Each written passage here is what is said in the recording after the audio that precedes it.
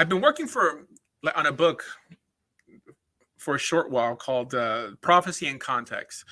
I felt that if I took on the prophecies or the supposed prophecies that appear in Nach, I could make sense out of them. Because people typically get one rendition of what the prophets are trying to tell us, or even what appears in the writings, and that's what is told over by counter missionaries. Specifically, most people don't know that before Tovia Singer made it big in the counter missionary world, there was another counter missionary. I think he taught at Ezra Torah Academy. His name was Gerald Siegel, and he came out with a book called the Jew and the Christian Missionary.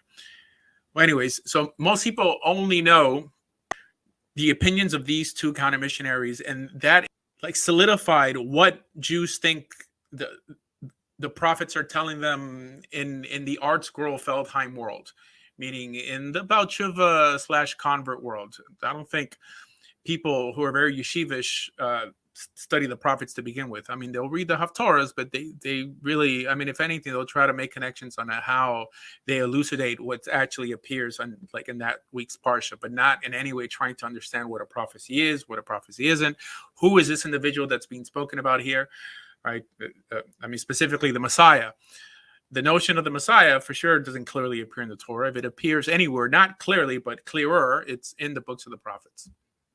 So I was trying to make a connection, like who's this individual? Because the notion of HaMashiach doesn't appear by the prophets. That word never appears. However, we do see this Superman appear out of nowhere, right? This guy who in some way, in one instance, comes in the clouds, and another instance is able to stand on the Mount of Olives. And this is clearly not a human, okay? And however, we see Chazal, we see Onkelos, we see, I mean, specifically, I guess, with the most influential rabbis, the Rambam, trying to harness that and fit it into some figure they called the Messiah. It seems only to keep Judaism from straying into some anthropomorphic rendition of a Hebrew God.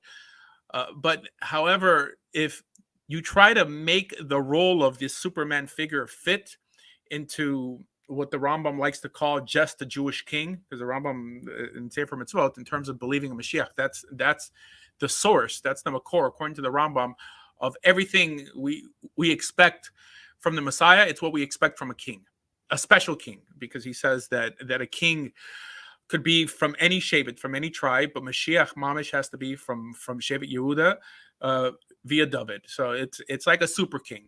However, that's not what we see in the prophets, and it's hard to believe that whoever wrote the books of the prophets, and there's a Tosefta that says that it was written by the Beis Din of Heskiyahu Melech. I don't know if that's something that we have to believe. It seems that whoever wrote this rendition of the Superman that appears in the books of the prophets had no inkling that he's supposed to be some sort of earthly king. Yes, he's supposed to be like King David, but it seems that if you were looking for any sort of trend of what the Israelites were specifically waiting for within the narrative of the prophets, it seems that it was an anthropomorphic understanding of God. It seems that that's the most logical conclusion, and the only way you'll be able to see that is if you really put yourself in the position that you know nothing. Forget about what you heard about the Rambam. Forget about what your rabbi told you. We have to understand that the early Israelites weren't as sophisticated as we are today.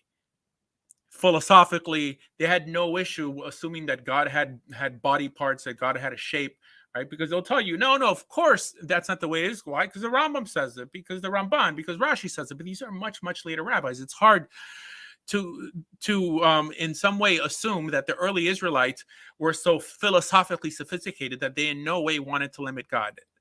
They had no issue with limiting God, the early Israelites. I think you would come to the conclusion when the Torah itself doesn't really elucidate such rules, right? I think if the Torah itself wanted us to be so sophisticated, like the Rambam using all this Aristotelian thought, it would have mentioned something more of possibly us not limiting God, but it doesn't. It doesn't. What's the closest thing you have, right? Up on the mountain, you saw nothing. You saw no form, no shape. I mean, that's not enough to keep someone at least according to the Rambam, as keeping their chelik in Olam Haba, it's not enough. So it seems that what the Israelites started doing, they actually believed that God was going to come down and fight wars in their behalf. Virtually any instance of this Ubermensch, of this Superman that appears in the prophets that we call the Messiah nowadays, but nowhere in the text does it refer to him being any sort of Israelite king, was actually God himself that people thought was going to come down, right? I mean, they had this relationship with God that they heard all the stories. It says, "Build me a house that I may dwell among you," right? That the angel of the Lord, that essentially, according to the context, is God himself, will go before you and fight your wars and all the stuff. Even in the times of Yeshayahu, when the Israelites woke up and God himself killed 25, I think it was 25,000 Assyrians, right? Physically killed them, or the angel of death, which later on is considered God himself, or an extension of God himself, right? A malach is essentially, according to the context of the Torah, not a separate being, right? Because that itself would be a bit dualistic, but it seems to be an extension of God himself. This is just me thinking out loud. The trend I see there is that the idea of the Messiah was the personage of the Messiah was developed later to in some way harness the character that the early Israelites were waiting for, which was essentially God in human form.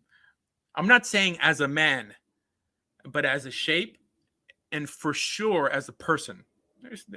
A person doesn't necessarily have to be a man. I think in what legalese, a corporation has the status of a person. Now, of course, the Rambam would try to harness that idea and say, no, absolutely not. Any anthropomorphic vision we have of God in Nach only occurs in a vision. God can be limited in such a manner. For some reason, Chazal had no issue limiting God. Right, we have the famous Ravid in Hilchas Tshuva that he tells the Rambam, where the Rambam says that anyone who believes that God has a shape or a body, that they lose their share in the world to come. The Ravid said, "How can you say this when rabbis bigger than you believed that God had a body and had a shape? Not like Basar V'Dam, but like shape, right? I mean, they were corporealists, right? Rashi and his students." Tosfos understanding is that they believed God had a shape. Now, I'm not convinced that God has a shape or that God could become a man, right? However, it's hard not to see the trend of what the early Israelites used to believe.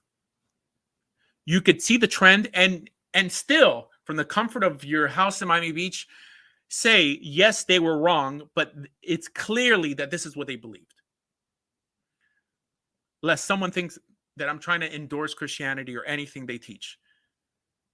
However, it seems that they were the ones who actually went on a ledge when everyone was enthralled with Aristotelian thought taught through the Muslims, because it's essentially Islam that really made it popular. Although we see it somewhat in early Onkelos, right? Onkelos kind of goes out of his way to really dispel any notion of any anthropomorphic notion of God, right? And the notion of Tikkun Sofrim, that possibly Ezra changed verses in the Torah to make it seem like that God didn't really have human body parts, fine. But the vast majority of Israelites believed God had a shape, believed that God had an arm. I mean, it says it by Chazal that he wears tefillin, he wears a talis, right? I mean, clearly these weren't people who studied Mor Nevuchim, like the Guide for the Perplexed, every day. I mean, for sure not. But people have to be extremely honest to what appears in the text.